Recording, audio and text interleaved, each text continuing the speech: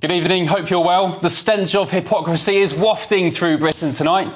In fact, let's be honest, it absolutely stinks, because just days after Nigel Farage and Nick Candy met Elon Musk at Mar-a-Lago, with reports suggesting the world's richest man could lump reform an £80 million donation, the establishment left are now frantically scurrying to change the law to ban political donations from overseas. Here they are, pictured at Donald Trump's Florida home.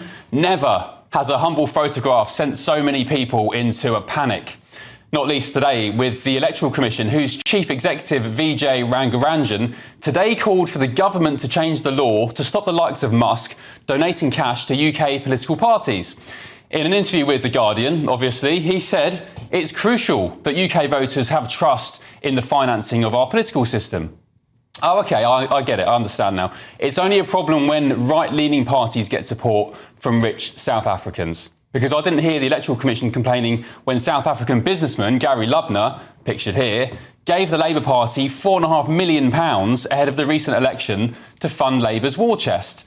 And what about the £4 million donation from a firm based in the tax haven Cayman Islands, Quadrature Capital, which Labour only declared after the election? Where was the Electoral Commission then? Why wasn't it rolling up its sleeves calling for overseas donations to be rid from British politics?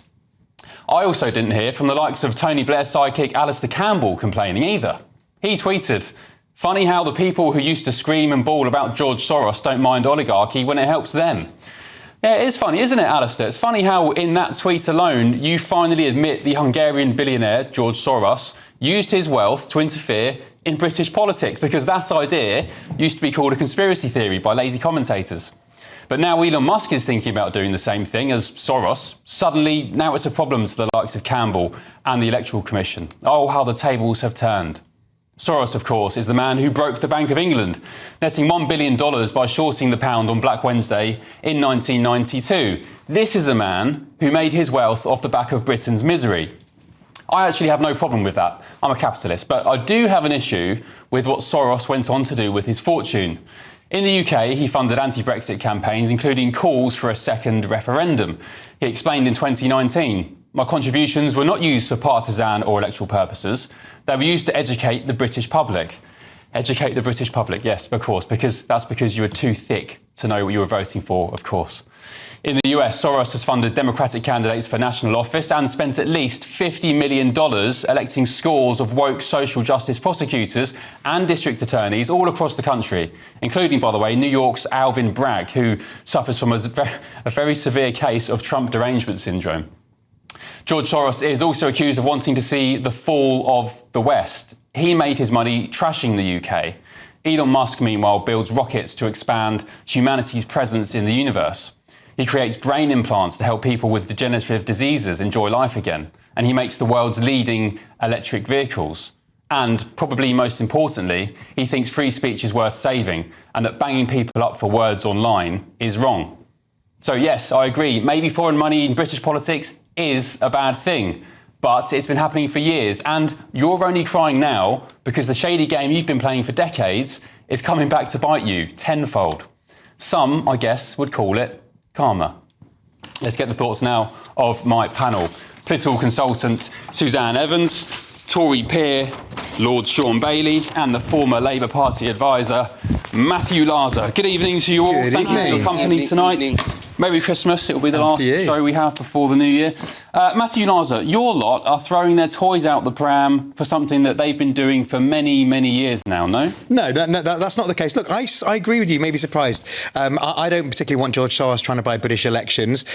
He hasn't given money to British political parties. He did put money into the referendum campaign.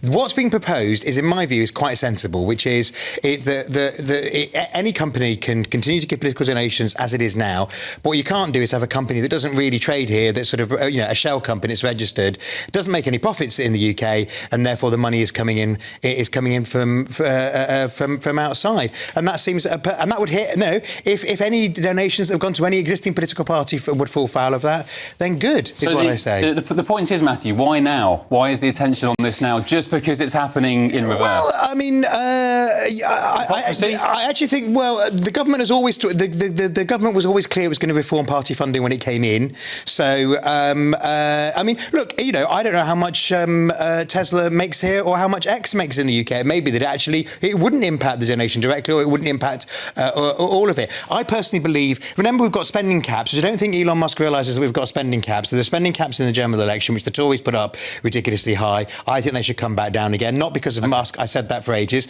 And secondly, I think that we should have state funding of all political parties, because we could to end this ridiculous thing for every party. Very clear. You guys taking money from oligarchs? A question. You people at home who've just come in from work, do you want your money to be funding the Labour Party? 5p, Sean. Of course you don't. No. The Labour, hang on, we fund all parties. Most people wouldn't want to spend 1 pence on funding political parties. So let's be clear about that. That's actually not true. Secondly, the most disingenuous thing about this is the timing. If this was between, you know, elections and nobody had offered a big donation to anybody else, then it would be a much easier question to have.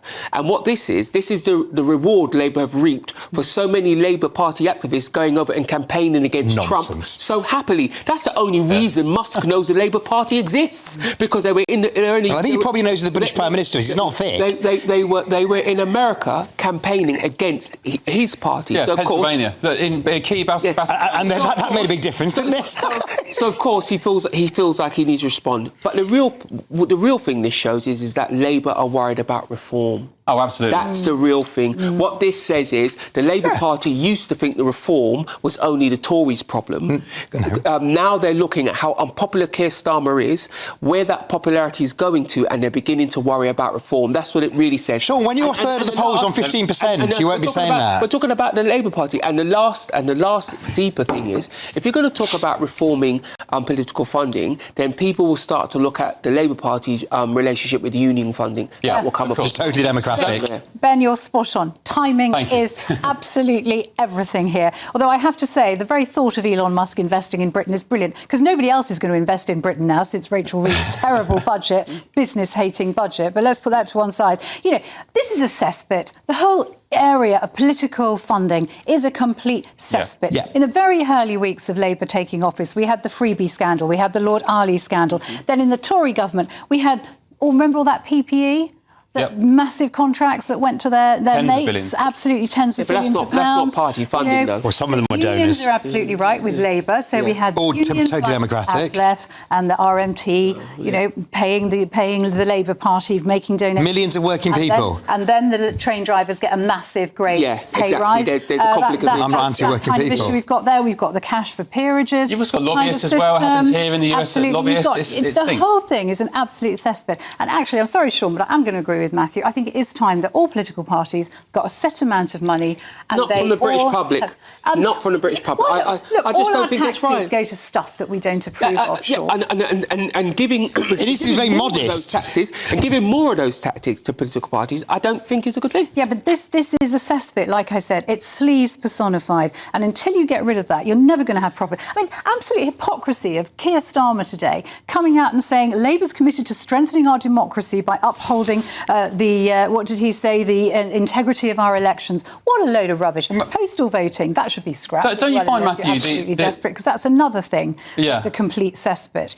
You know, we've had a judge in Birmingham call it worse than a banana republic. The way in which both political parties, to be fair, both the main political parties, abuse donations and abuse the system, it's quite shocking. Matthew, can you agree that as it looks at the moment, Labour and the Prime Minister are being massive hypocrites? They're talking about ridding the politics of donations. Gary Lubner, this South African businessman... He lives here, Ben. Elon Musk has nothing to do with Britain. He doesn't live here, he doesn't vote here, his company barely functions here. Labour took £4 million off a Cayman Islands tax haven. It's registered in the Cayman Islands, operates here. I don't think that was particularly... Yeah, hang on, let me respond. I don't think that was the most... I would have been reluctant. If I'd been the Labour Party, I probably wouldn't have taken that donation. Gary Lubner, I know they did. And I'm not the leader of the Labour Party, Sean. You know, maybe it's good if we did. Yeah, and we could name all the oligarchs that you guys took money over the years. And this is the point, isn't it? When you're having a go at people who give money every month.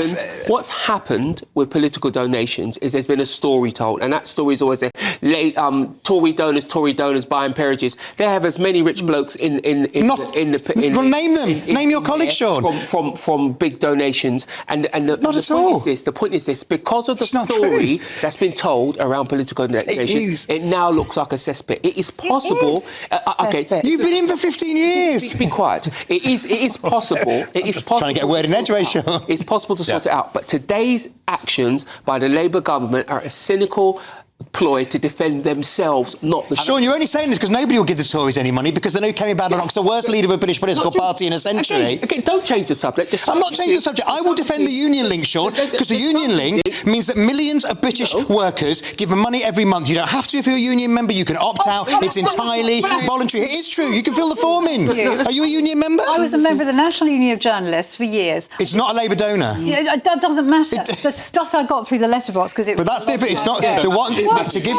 That also... My money was going towards that. It's used to campaign for the Labour Party. You couldn't really be a journalist without being a member. That also stinks. When you've got unions donating millions to the Labour Party, and as soon as they get in power, they're getting massive pay rises. That stinks. No, it doesn't stink because it's clear, it's transparent, and it's open, and you can see it. If you don't like it, don't vote Labour, which I don't think the three of you do. If you're a senior union member, your chances of getting in the Lords are much larger because you are the person, not the millions of members. You are the person who decides where that money goes. No, you don't, Sean. That's not how trade unions work, Sean. It isn't, Sean. That's the thing. They're called democracies. They have elections, Sean. Yeah. Unlike you guys put Lebedev. You guys put Lebedev in the Lords, which was a stain. Okay, then you sit in the House of Lords as a Conservative peer next to Lebedev, who should never have been in the Lords, who was KGB linked. Too many shouting over each other.